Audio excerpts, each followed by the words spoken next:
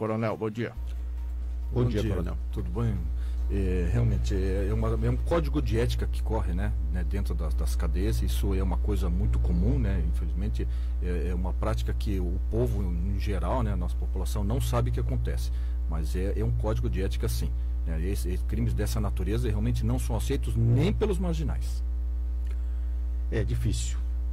Não é o primeiro caso que a gente vê e certamente não será o último, né? O pessoal lá dentro também tem suas regras. Enfim, Miguel Dias, o deputado, o Coronel Lee, está aqui conosco e alguns assuntos estão em pauta e outros o Coronel Lee acabou virando notícia, inclusive certamente deve ser alcançado aí as grandes mídias nacionais por conta de uma postagem. Eu quero começar com esse assunto porque o pedágio é mais extenso, mas ontem tem inclusive aqui uma nota de repúdio aí da OAB, a Ordem dos Advogados do Brasil, uma nota, né? Nota de repúdio. A OAB repudia a publicação do deputado Coronel Lee nas redes sociais, saindo do gabinete, né? A postagem onde tem uma imagem de um afegão segurando uma corrente que está ligada às mãos de uma mulher. E aí tem a seguinte frase: tem uma causa para vocês militarem feministas. Topam? Daí, coronel, qual foi a intenção? Não estou aqui para julgar, apenas para que o senhor se explique, porque repercutiu e tem muita gente, inclusive a OAB, né, que é uma associação de prestígio dentro da sociedade, repudiando essa nota. Há alguns, eu até entendo, não vou falar que eu concordo, mas entendo a mensagem, mas qual foi a intenção do senhor com relação a essa nota aqui, divulgada ontem? Mantovani, você já falou a palavra certinha. Qual a intenção, né? Esse repúdio, né, eu caracterizo assim como uma situação ideológica, né? Quando nós falamos em OAB, vamos ser bem claros, como eu sempre fui. Comigo não tem papo torto, é papo reto, é direto, né? Na minha vida profissional, como eles tocaram também, tem uma senhora aí que falou sobre a polícia militar, tal. Já que ela falou da minha instituição, me permita que eu chame de minha instituição, né? Deixei minha vida lá. Então, quando falaram da polícia militar, eles não sabem quem é o Coronel Lee, não sabem o que nós fizemos, o que nós passamos, o que eu passei com a minha tropa. É por minha causa, isso eu puxo para mim, que estas pessoas podem andar sossegadas nas ruas hoje. Eu ganhei uma pecha de um coronel mais letal do mundo. E você acha que é gostoso eu ouvir as minhas filhas, minha família ouvir isso? Não é. Mas é graças a isso que elas conseguem andar sossegadas nas ruas. E o que acontece? Quando nós partimos para uma grande operação, que seja uma operação, nem operação, um atendimento de uma ocorrência comum, de uma rádio patrulha, até as gigantes operações de 1.500, 2.000 homens. Quem é que está do outro lado? Eu cansei de falar isso. OAB sempre está contra nós. Então, não é novidade nenhuma que esse tipo de organização, a OAB é respeitadíssima. Mas o problema são as pessoas. Tem algumas pessoas que têm o caráter partidário, né? É ideológico. Então, faz questão de ficar para lá. Quando eu marchei com a minha tropa em várias operações, por exemplo, rebeliões de penitenciárias, coloquei em risco a minha vida, a minha reputação e a vida da minha tropa. E quem sempre estava do outro lado? OAB. Incrível, é uma triste realidade. Nunca partiram para as missões ao meu lado, ao lado da polícia militar. E nunca partiram e não estão partindo. Esta é a grande situação. Agora, vamos falar sobre intenção. Qual a nossa intenção sobre esse foto? Essa foto, ela correu o mundo, está correndo o mundo. A nossa intenção é chamar. Quando eu parto para uma nova guerra, eu parto para chamar aliados. A minha concepção sempre é somar, não é dividir como estão fazendo. Tá? Então, como você conseguiu interpretar, né, esta foi a nossa atitude, foi a nossa intenção. Como você interpretou, e daí, feministas, vamos com a gente? Vamos deixar por isso? É igualzinho a situação, uma das situações que emplacou também, né, para o governo federal sobre pedágio, né, vamos misturar um pouquinho, sim, sobre os motociclistas. Tinha muita gente, outras organizações, que acharam ruim quando estava emplacando a situação dos motociclistas, que foi também uma participação nossa, uma iniciativa nossa, para que fosse isento veículos com 2 e 3 rodas. E daí, quando começaram a atingir, motociclista é tudo arroaceiro, tudo que foi, motociclista, vamos deixar por isso mesmo? Não, nós temos que conseguir isso. Pronto, é mais ou menos conclamando, chamando para uma nova guerra. Quando nós vimos esse negócio do Talibã, rapaz, isso chocou a gente. Entende? Chocou a gente. Falei, daí, feministas, vamos? É nesse sentido. Agora, eu não vejo qual o mal. Agora, o que acontece, coronel, de um modo geral, na questão da interpretação, eu conversava com algumas mulheres ontem, até a própria vereadora Beth Leal, vereadora de Cascavel, o senhor conhece a Beth, vereadora do Republicanos, ontem dizia-se bastante indignada, e eu falei, mas o que foi que aconteceu? Porque eu não tinha acompanhado essa imagem aí. Clique, nós podemos colocar a imagem aí para o povo de casa ouvir, Clique, do que nós estamos falando? E aí a Beth disse, não, isso aqui o coronel botou, e aí me mandou. E aí essa questão da provocação às feministas em relação ao Talibã, né? O que é Talibã? Talibã é um inferno, é o fim do mundo, é morte, é isso que nós estamos vendo aqui, é a nossa violência aqui, arranca o coração, crianças mutiladas, enfim, toda essa tragédia que a gente vê na televisão.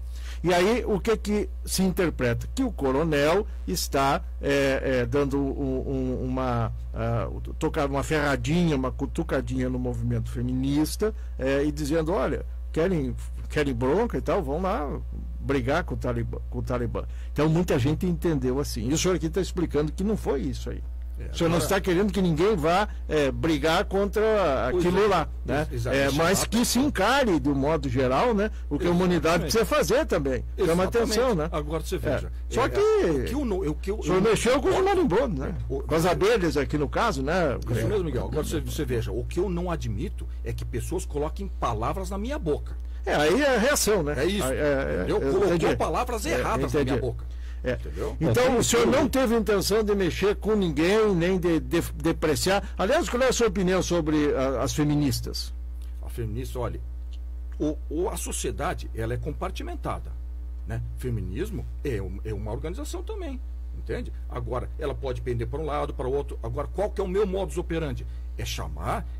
Depende da guerra que você vai, você tem que ter aliados diferentes. Elas podem ser, como neste caso, eu acreditei que seriam fortes aliados nesta guerra aqui. Entendeu? Quando eu parto para outra guerra, é outro tipo de aliado. É uma guerra normal. A vida é uma guerra. Entendeu? Agora, estão colocando palavras na minha boca. E palavras erradas de acordo com a deturpação da mente delas. Aí não tem o que eu posso fazer? O trecho aqui da nota da OAB diz o seguinte, que a Ordem dos Advogados do Brasil, subseção Cascavel, por sua diretoria, bem como a Comissão de Mulheres Advogados e Comissão dos Direitos Humanos, deliberaram por repudiar toda e qualquer publicação realizada por qualquer autoridade ou parlamentar que envolva imagem que possa caracterizar apologia a crime contra direitos humanos, represente pauta de violação de direitos da mulher ou de promoção de preconceito, que represente ou afronte ou desrespeite o movimento social que defendem maior igualdade, valorização e respeito aos direitos das mulheres, certamente como todo o povo brasileiro, especialmente as mulheres, repudiam qualquer ato de violência contra as mulheres, seja em nosso território ou em outro país, assina Neide Simões Pipa André, presidente da Comissão da Mulher Advogada. O texto é muito grande, mas aqui só para a gente... Resumidamente é isso aí, né? O senhor não quis ofender ninguém, então. Por isso que nós estamos perguntando, para passar para o próximo assunto. É importante saber isso aí. Por exemplo, nós estamos falando sobre reintegração de posse, né? Nas invasões. Eles sabem o que acontece com as mulheres e crianças lá dentro? Onde é que eles estavam até agora? Agora, ali eles falaram ali exatamente quem são. OAB, direitos humanos, tal, que não, as minorias, tal. É isso que acontece, tá? Agora, aconteceu aqui, na nossa casa. Tenente-coronel, lá, o Bacana, famoso Bacana. Tá, eu fui responsável pela prisão dele, fui responsável pelas investigações e pelo inquérito. Onde é que estavam as feministas para defender essas dezenas de vítimas? Onde é que estavam? Onde é que estão? E está correndo tudo isso aí. Eu fui uma voz solitária, Miguel. Tá? Inclusive, lá na Assembleia Legislativa, quando eu levei lá, fiz um pronunciamento sobre isso, onde é que estava a OAB? Onde é que estavam os feministas? Para me apoiar. Fui uma voz solitária. É isso que está acontecendo. Chamou a atenção, o senhor Ampassan falou assim, sabe o que acontece com mulheres e crianças nas invasões? O que acontece com elas, coronel? É uma situação grave.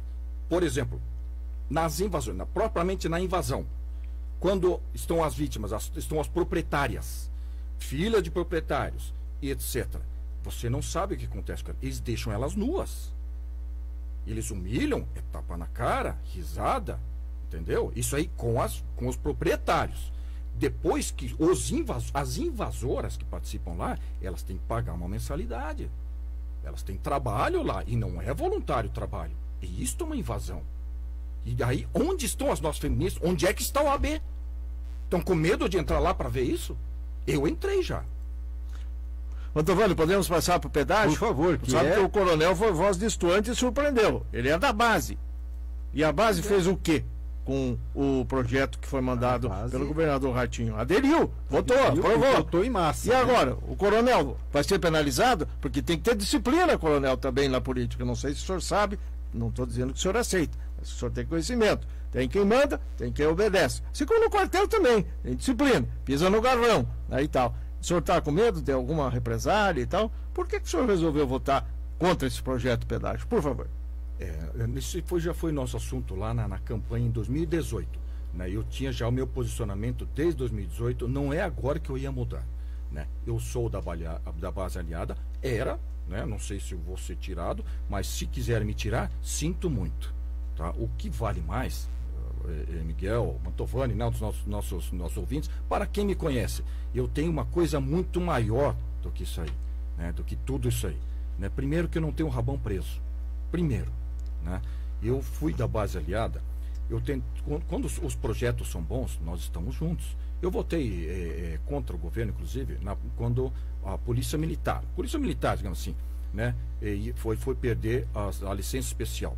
Fiz a nossa defesa técnica, jurídica, experiência, tudo lá, principalmente na CCJ. Fomos vencidos e eu votei contra.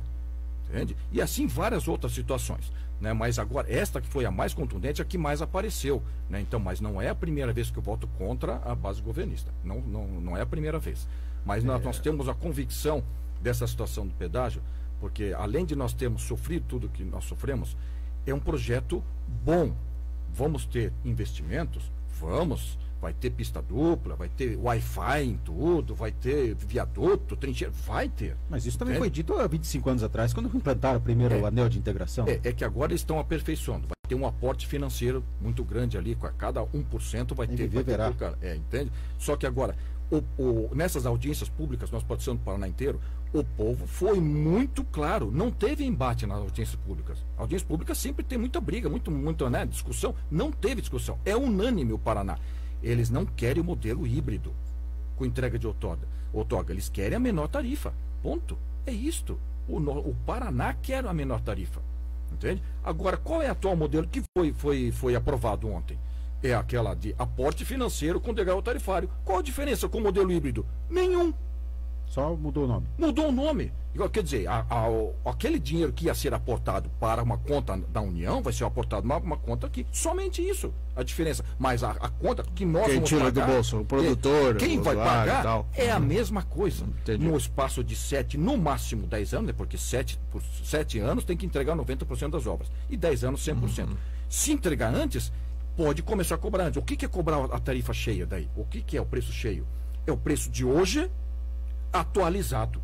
Ou seja, em 7 anos, nós vamos pagar o preço de hoje atualizado. Nós estamos felizes com isso? Isto é um olhar. O outro olhar é investimento. Vai ter? Vai. Mas o povo não quer. O povo não quer pagar tudo isso. Entende? Esse é o grande detalhe. Foi muito claro nas audiências Eu não sei públicas. se eu sou muito leigo, se eu sou muito ingênuo, mas para mim, quando se fala em menor tarifa, você tem que ter um parâmetro. Para mim, hoje, uma implantação de uma rotatividade de investimentos, de duplicação de pistas, o Miguel Dias sempre fala aqui, eu não tenho por que esconder, eu pego daqui Londrina praticamente uma vez a cada 30, 40 dias. E já era um trecho que há 27 anos atrás já deveria estar duplicado. E daqui até Campo Mourão, por exemplo, não tem duplicação. E o pedágio, 3 praças de pedágio. Você paga, e paga caro. Aí você tem Cascavel, Foz do Iguaçu, vice-versa, que já foi conhecida como Rodovia da Morte.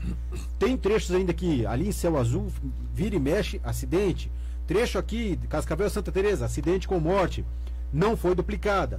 E aí a gente fala, vai ter investimentos, qual que é a menor tarifa? Investimentos eu concordo. Primeiro, quando eu falo da minha ingenuidade, será que vai ser feito? Segundo, você vai comparar menor tarifa o que com o que?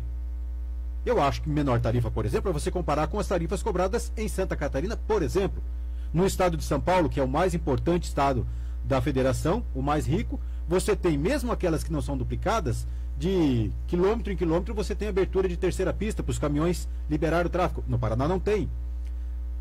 Valores são mais baixos. Então, quando você fala, o menor tarifa vai ser de R$13,50, pelo amor de Deus, em Santa Catarina, que é vizinho nosso, tem tarifa de R$4, R$5 no máximo. Em São Paulo, tarifa de R$7, R$8.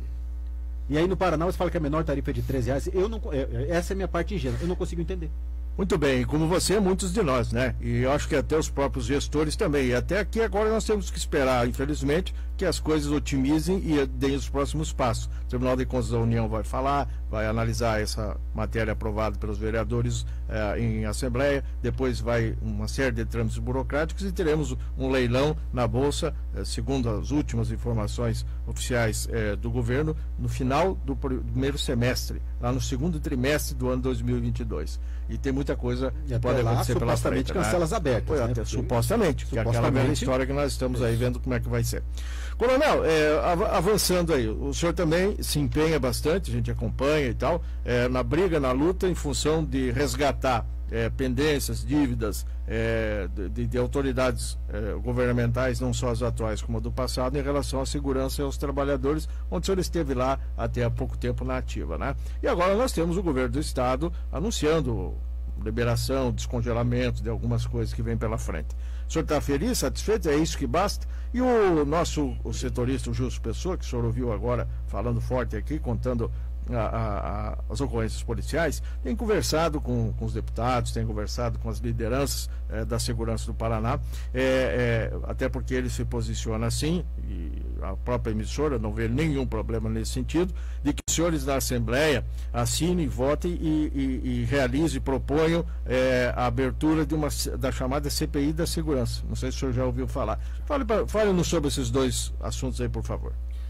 Sobre a atual situação da segurança pública do Paraná, ela é a mais grave dos nossos mais de 160 anos de história no estado aí. Seja em equipamento, seja pelo moral da tropa, seja em efetivo, seja em armamento, né? A situação é gravíssima. Não é segredo o que eu estou falando, já tornei público, inclusive na Assembleia Legislativa do Paraná, já é uma situação de muito mais de um ano, né, que estamos batendo, movimentando documentações, movimentando toda a base governista aí, para que se atentem à situação. E apresentamos também várias alternativas, né, a exemplo do novo sistema penitenciário, que deve estar chegando por aí, né? Então, entre tudo isso aí, vem o pedido da CIDEPOL, né, que é o Sindicato dos Delegados da Polícia Civil, para a instauração de uma CPI para detectar, para responsabilizar quem deveria estar fazendo alguma coisa e não está fazendo.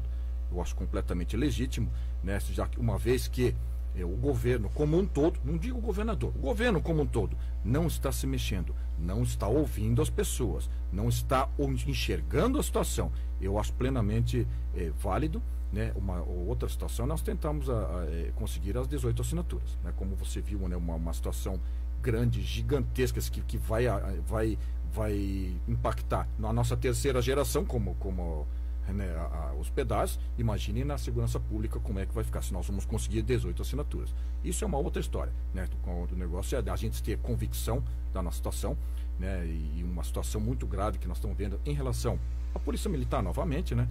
As duas polícias, a Polícia Militar Civil, elas recebiam exatamente o mesmo salário em 2010, 11, 12 e defasou 31%. Mas nós levamos já toda essa situação ao governo, entramos com o projeto, né, e estamos aguardando agora o posicionamento somente do governador, né? Então esta é uma luta nossa aqui, né? Não estamos depreciando a Polícia Civil, estamos valorizando como éramos valorizados no governo passado, nos governos passados lá, quando ganhávamos a mesma coisa. E a nossa Polícia Científica, logicamente, está nessa tabela também. Ô Mantovani, se nós aqui no programa, de repente, chegarmos arrastando a sandália, devagar, quase parando, um fica na porta, o outro vem, abre o programa, aí chama alguém, não tem ninguém para conduzir o programa e tal.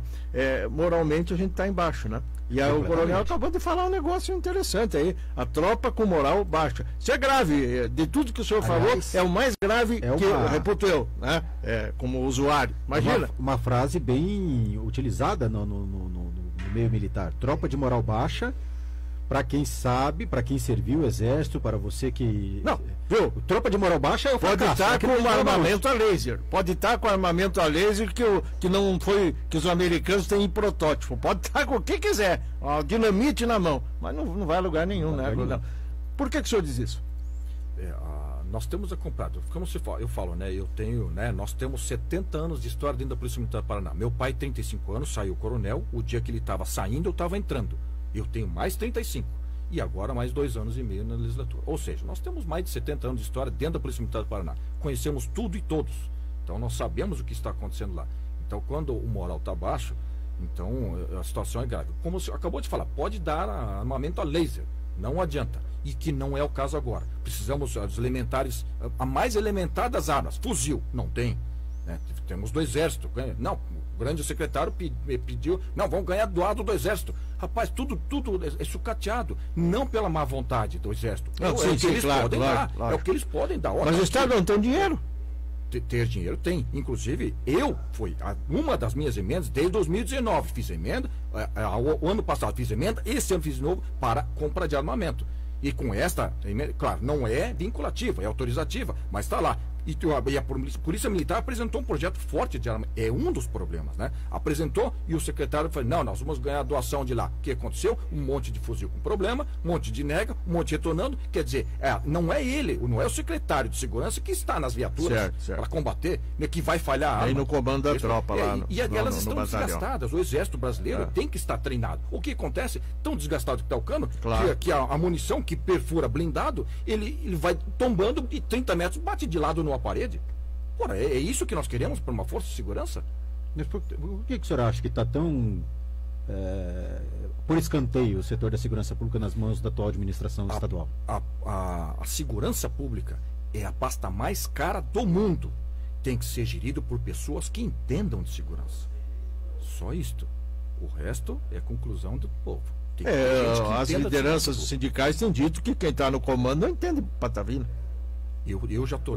Não, o senhor que está falando. Eu estou dizendo que eu ouvi os presidentes sucessores falar aqui nesses microfones que é preciso imediatamente colocar profissionais do setor para tocar o setor. O senhor, enquanto base, o senhor disse no começo da entrevista que não sabe como está agora, mas era a base do governo. Não tinha como chegar, governador, vamos fazer aqui uma reuniãozinha de 15 minutinhos, olha, eu tenho uma pasta com algumas ideias, alguns nomes e tal. Não teve essa abertura? Fizemos exatamente o que você está falando. Mas o senhor não atribui a responsabilidade ao Ratinho único exclusivamente, né? Porque isso eu acho que é um outro grande engano do pessoal. Isso é uma bola de neve que vem se formando assim, ainda mais quando se fala nessa estrutura gigantesca de segurança de um estado como o nosso Paraná, né? Falando-se em nomes, é o governador exclusivamente que escolhe o primeiro escalão. Sim. Né? Nós fizemos exatamente isso que você falou, não uma vez, várias vezes. Ele para baixo e toda a sua assessoria. Mas como eu sempre falei, eu sempre me considerei um conselheiro dos meus comandantes. E eu me considero um conselheiro do governador. Agora, se eles nos consideram assim, é outra história. Coronel, eu falando ontem da votação especificamente, o senhor foi um dos 12 deputados que votaram não. E nessa lista, o senhor do PSL, ligado ao governo federal, votou com a minoria, mas nessa lista de pessoas que votaram não está o Arilson Chiorato, do PT, o Boca Aberta Júnior, do PROS, coronel do PSL, Goura, do PDT, Luciana Rafaim, do PT, Luiz Cláudio Romanelli, do PSB, Mabel Canto, do PSC, professor Lemos, do PT, Requião Filho, do MDB, Soldado Frutti, do PROS, subtenente Everton, do PSL e Tafei Venere, do PT. Tadeu Venere. Tadeu. Tá aqui, desculpa, a lista aqui tá digitada errada e eu acabei me confundindo. Desculpa aos nossos ouvintes. Tadeu Venere. Uma votação que tem os seus princípios, mas aqui grande parte dos votantes da esquerda, que conflita, vamos colocar assim, nos ideais partidários, nos ideais das agremiações. E aí alguém pode falar assim, mas o deputado está votando com os petistas, agora com a esquerda. Como é que o senhor pode encarar uma indagação como essa? Nós falamos aí uns minutos atrás até, né, com o Miguel aqui, sobre aliados. Depende da guerra que você está entrando, você faz novos aliados. Não que eles sejam meus aliados, não é isso. Mas a ideia que nós somos, nós participamos dessa sim. Nós estudamos muito, mas muito para votar nessa situação e para poder discursar, para poder tentar demover os outros parlamentares desta nova nossa situação do pedágio.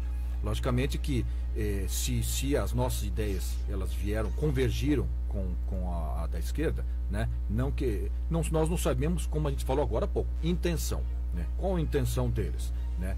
Do Arilson Chiorato, ele foi o presidente da Frente Parlamentar dos Pedágios, né? Eu acompanhei na totalidade das audiências públicas promovidas por ele como presidente. Ele tocou com maestria, né? Então nós vimos a imparcialidade, sim, realmente do Arilson Chiorato, né? Estou até fazendo propaganda dele, né? Mas a situação foi muito técnica. Nós vamos carregar a situação até a nossa terceira geração, né?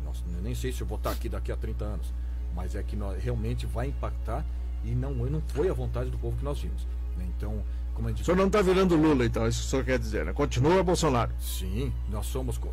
muita gente não gosta que eu fale isso aí, mas eu sou ultradireita. Para quem me conhece, não tem como a gente mudar. Agora, o senhor está no PSL circunstancialmente, já está decidido aí em relação ao partido, vai esperar a janela e já indago mais em relação à política pessoalizada, vamos dizer assim, do deputado. Vai à reeleição, vai à Assembleia. Eu fiquei sabendo que o senhor está definindo, não sei se já decidiu, lhe pergunto, que vai buscar uma cadeira no Parlamento Alto, que chama, na Câmara Federal, quer integrar o Congresso Nacional, já a partir da próxima eleição. E que, para o seu lugar, pelo menos dentro hoje do partido, ao seu lado, estaria já aparecendo, se posicionando e tal. Não falei com ele, não perguntei, estou aqui lhe passando diretamente a questão que levantei. O pastor Edmar, seu chefe de gabinete, propenso aí neste momento já a começar uma pré-campanha de estadual. Sendo assim, então, confirma se o senhor vai para federal e o Edmar pode ser um estadual? Miguel, em relação ao nosso partido, né, o PSL, né, nós somos PSL agora por força de legislação, né? Em março é a nossa janela, como vocês sabem aí.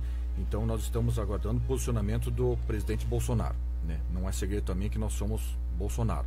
Então somente isso que nós estamos aguardando e a nossa janela. Quanto à nossa ida a Brasília ou não, você sabe que eu não sou político de carreira, né? Estamos chegando aqui, eu levo isso como uma missão. Os grupos que nos trouxeram até aqui nesse momento realmente estão nos assediando para que nós galguemos uma cadeira em Brasília, como você falou, né, para dar mais sustentação ao presidente, né? Então, eu não posso falar que nem que sim, nem que não. Primeiro, que nós não decidimos. Segundo, que por força de legislação mesmo eleitoral, eu não posso divulgar isso, não da campanha antecipada, perdemos o mandato. Quanto à situação do pastor Edmar, nós precisamos, eu sempre fui muito, muito claro quanto a isso, nós temos que estar cientes que nós temos que ocupar aquelas cadeiras, senão o mal vai ocupar desde das câmaras municipais ou a Assembleia Legislativa, tanto com o Congresso lá, nós temos que ocupar as cadeiras, senão o mal vai ocupar como ocuparam, né? Então isso nós temos uma convicção. O pastor Edmar é uma pessoa que realmente ele é mais do que um amigo para mim, é um conselheiro, é uma pessoa ponderada, ele não é esquentado como eu, ele que fala, peraí, calma, não é assim não, deixa que eu vou lá, tal. Então nós precisamos de pessoas dessa maneira. Estaria preparado então no seu entendimento para encarar, né? Não só carisma, como conhecimento e essa ponderação. Ele seria uma pessoa muito preparada, sim.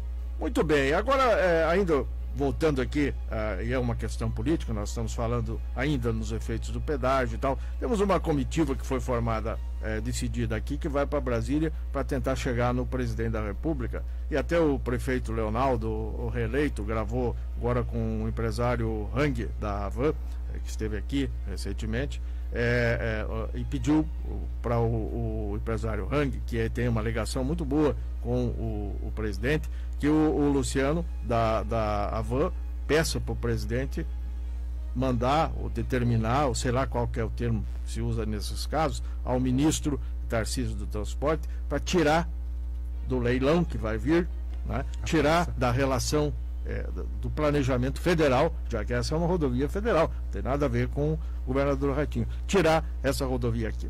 Eu não sei se o senhor concorda, se o senhor se soma, se o senhor já lavou as mãos ou não, se o senhor poderia também dar uma mão para todos nós e tentar ver se não sei quem vai mandar quem, mas daqui a pouco sair dali, ajudar a tirar do planejamento essa nossa cancela ali. Será que o senhor consegue fazer isso?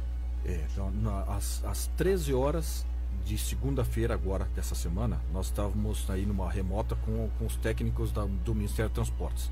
E daí, esta era a grande pauta. Se existe ainda a possibilidade de tirarmos. Existe. Então, mas a grande notícia, digamos assim, que é entre Guaíra e Cascavel, deveriam existir, segundo os cálculos desses técnicos, deveriam existir 2 praças de pedágio. Para que não existam as duas, colocaram entre Toledo e Cascavel, que é caminho ali, mas é o maior fluxo de trânsito para que compense essas duas. Este é o final da história. Mas só que esse final ainda não chegou no final. Ainda temos um fio de esperança para que a gente possa demover, afinal, já está tudo duplicado, já tudo preparado, não é? Vamos entregar de mão beijada. Se nosso poder público podemos manter, como mantivemos até hoje, por que colocar uma praça de pedágio? Essa é uma indagação. Por quê? Fala, a discussão agora, Miguel Dias e a quem está ouvindo, e deputado, aquela pessoa que está em casa fala assim, estão discutindo o que vão, se não vão colocar, o que é o melhor, Até o início de 97, as rodovias não tinham concessão. Claro que eram muito defasadas. Mas quando se fala é o melhor, o Estado arrecada, assim como a União, assim como os municípios, grande quantidade de imposto. Temos aí o impostômetro para isso, né? Para quem não conhece, o impostômetro é um site na internet que calcula, né? Que vai calculando a quantidade de impostos pagos pelo brasileiro. E hoje, acabei de acessar aqui, 1 trilhão e 619 bilhões mais 649 milhões de reais até agora o brasileiro pagou de impostos. Beleza. O que é o melhor? Mas quem que define, o melhor para o cidadão paranaense é mais praça de pedágio? Da onde essa ideia? Se o cidadão, a gente vê que ninguém gosta de pagar pedágio. Gosta de melhoria, sim. Mas ninguém gosta. Não há, eu tenho para mim que não tem um paranaense, um brasileiro que fala, eu gosto do pedágio, eu quero um pedágio aqui. Eu gostaria mesmo de nenhuma pessoa ligada às concessionárias, um cidadão comum, aquele que usa estradas, que chegue aqui para mim e fale, eu quero, eu gosto. Não, nem vai achar. Então, e não vai achar nenhum candidato a nada, o governo do estado. Você não vai achar nenhum candidato a presidente da República dizendo assim, me convençam que os que não querem estão com a razão, que não vai ter o pedágio. Isso não existe. É uma linguagem que nunca deu certo. Que os representantes eleitos pelo povo podem chegar a essa conclusão de que o melhor para o Paraná são mais 15 praças de pedágio. Me explica isso, deputado, enquanto político, enquanto cidadão. Então, o que é alegado pelo governo como um todo, que é uma tendência mundial, né? Mas o que nós falamos publicamente também, é uma tendência mundial, né? Mas só que nós não temos como comparar o poder aquisitivo financeiro aí do povo americano, canadense, europeu com o brasileiro, não temos, né? Você vê, aqui na prática, aqui na nossa cidade, né, a pessoa, o usuário, o motorista, ele dá 8 voltas na quadra para não gastar R$4 no estacionamento. Nós temos que cair na realidade. É isso que acontece, né? E como eu falei, nas nossas audiências públicas, foi feito em todas as regiões do estado, foi muito claro, né? O pessoal quer aumentar, já que tem que ter, por quê? Porque o que é alegado pelo governo como um todo, que essas fortunas, digamos assim, né, essa grande quantidade de dinheiro que nós temos que gastar para manutenção, né, de execução de estradas, nós podemos recambiar para outras situações em benefício do povo. É verdade, né? Só que é mais uma oneração, né? Vamos onerar novamente o povo. Tá? Esse é o grande problema, esse é o grande detalhe. Então, são os pontos de vista que nós defendemos lá, né? Então, agora, se fomos vencidos ou não, nós temos uma outra etapa agora para vencer, que são os contratos, né? Temos que ver como é que já que aprovou, quando eu vou te perguntar também, Mantovani, das 15 novas praças de pedágio, né? Então, vai baixar em torno de 35%, 40%, quer dizer, é uma estimativa, talvez baixe menos do que isso aí, né? Mas é uma estimativa. Mas daqui a 7 anos vai voltar ao preço normal, e o que adianta? Se todos os praças de pedágio baixaram aí 35%, 40%, Se tem mais 15 pratos de pedágio, no final da viagem vai dar na mesma em dinheiro. E depois outra coisa, Mantovani, que também me preocupa, penso, escuto e ouço com atenção, precisamos estar sempre alertos, sempre atentos. Nas justificativas, agora estamos falando das rodovias do Estado, que foram passadas, o coronel votou contra. Assim, o dinheiro que vai ser movimentado com tudo isso, 60% desses bilhões aí, todos, milhões, seja o que for, vão para manutenção das rodovias estaduais, essas umas aí, onde serão colocados mais número X de pedágios, estamos falando 15 e tal. E o montante menor desse volume financeiro, desse aporte, bilhões que fala, né, coronel? Não é coisa de milhões, vai para manutenção das federais. Então, vejo, na argumentação oficial do governo do Estado, é excepcional a vantagem. Porque, segundo também as projeções e as previsões, o governo atual, que vai querer se reeleger e tal, não terá o dinheiro, em tese, não teria o dinheiro disponível para manutenção, para fazer essas obras todas necessárias, duplicações e tudo mais. Então, o que nos colocam e nos vendem a ideia é de que bilhões, você falou, impostômetro, não sei o quê, arrecadação bilionária. Mas, segundo os nossos gestores, que nós elegemos, o coronel está ali porque ele recebeu o voto e o Ratinho está lá porque foi eleito por nós. E o Bolsonaro também, viu? Então nunca fuja dessa realidade, como diria o nosso saudoso Edício Liprandi, draconiana. Nós é que elegemos todos eles. Então não tem dinheiro, viu, Mantovani, nem na esfera da União suficiente para eu bancar, porque daí você poderia recolher menos imposto. Não, aqui, tem dinheiro. Falando em não tem dinheiro. No estado do Paraná, especificamente 90 não é suficiente, agora. Segundo a versão oficial, e na esfera municipal. 205 milhões em Cascavel de impostos arrecadados desde então, é isso aí, viu? Para encerrar aqui a minha parte, o horário já está estourando, o nosso prefeito Leonardo reeleito está dando uma ideia aí. Que daqui a pouco, sei lá, não sei se o senhor sabe, mas a gente repassa aqui porque colhe as informações. Por que não município de Cascavel, município de Toledo, assumir esse trecho aqui, daqui até Toledo? Assume. Vai lá na União e fala, ministro, o presidente, DENIT, quem tiver da União. Lá na 467, que é federal, as prefeituras estão aqui, vão botar no papel e vão assumir.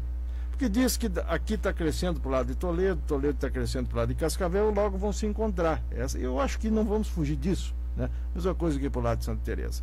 Então, a última proposta que eu escutei ainda ontem, e que partiu do prefeito Leonardo, que vai levar para Brasília na comissão, é essa. O senhor acha possível uma questão dessa? Que precisa de análise técnica e tudo mais, mas politicamente me parece uma alternativa, né?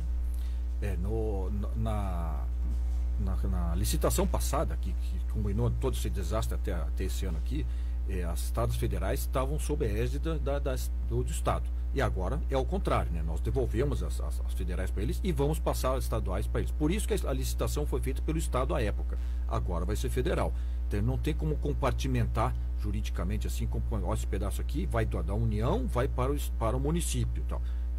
Agora tem que existir um mecanismo muito forte juridicamente que eu não consigo enxergar nesse momento. Entendo. Muito bem, de minha parte isso aí, Mantovani.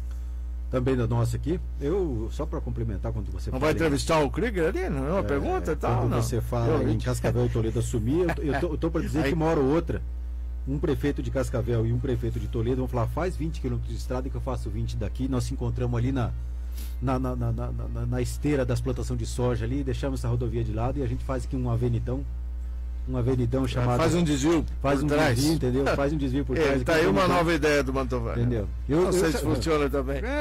As minhas ideias são prósperas. Tá apoiado. De repente faz 20 quilômetros que eu faço 20 aqui, beleza. A gente bota aí o nome da rodovia da integração. Tá apoiado. Entendeu? Avenida das Irmãs e toca o pau. 9h34, obrigado. Obrigado, Coronel. Eu que agradeço.